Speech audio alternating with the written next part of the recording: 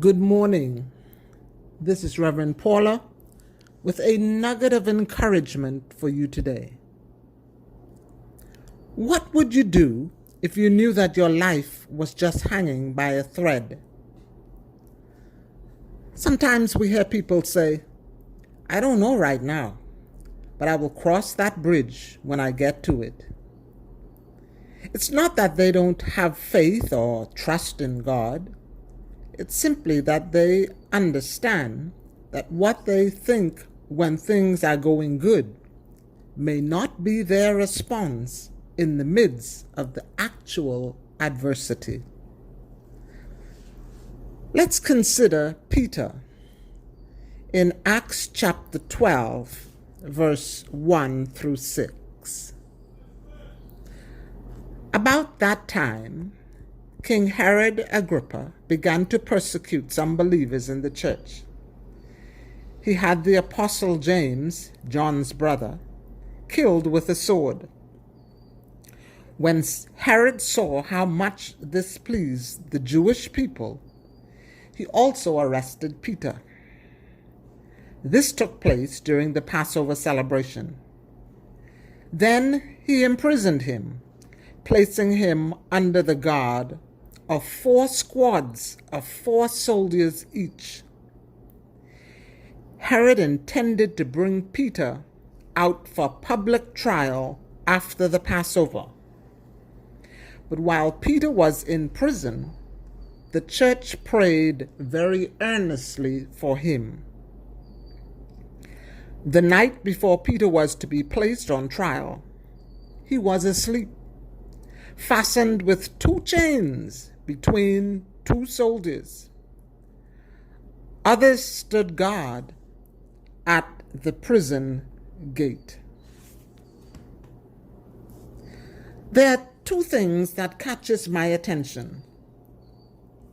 First, the church was praying for Peter. Peter was incarcerated. That means Peter was in prison, and the church was praying for him.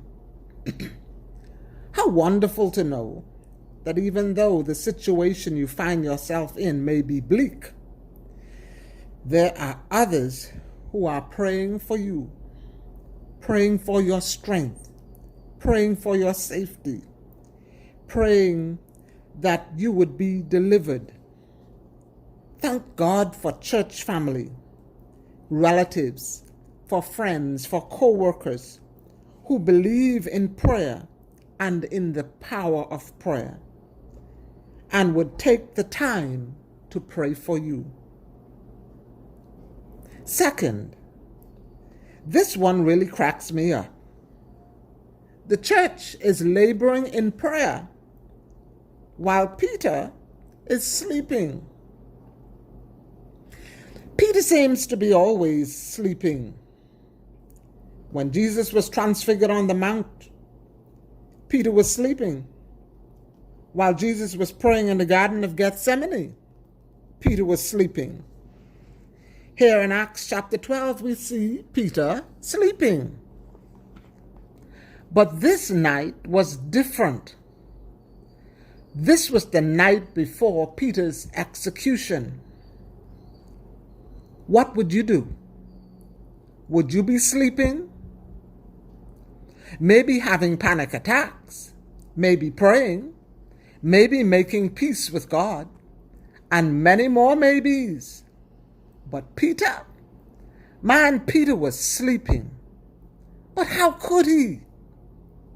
I put it to you that even though Peter seems to be a guy inclined to sleep, this time was different.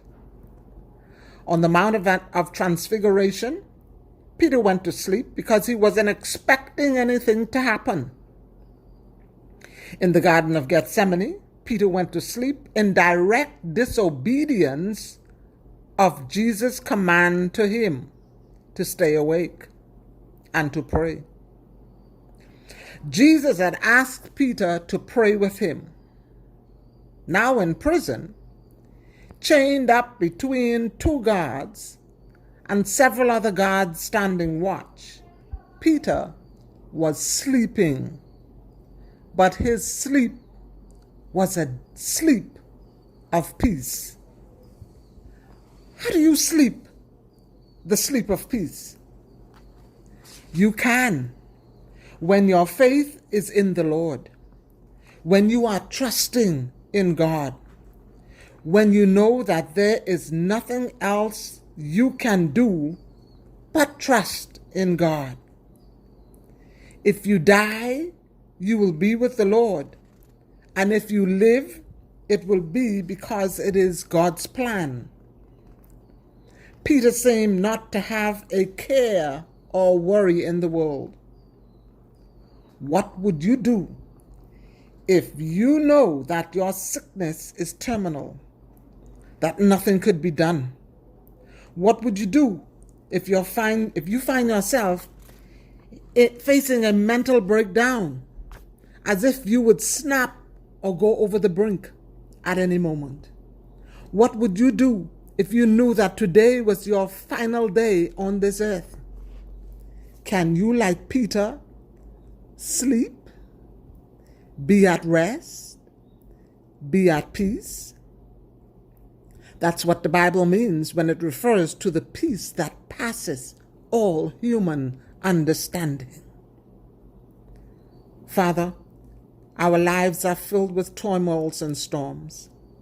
Give us your peace. Cause us, like Peter, to fix our minds and our hearts not on our circumstances, but on Jesus, who is our peace. Amen. If this message has been a blessing to you, please share it with someone else. There is always someone who needs a word of encouragement.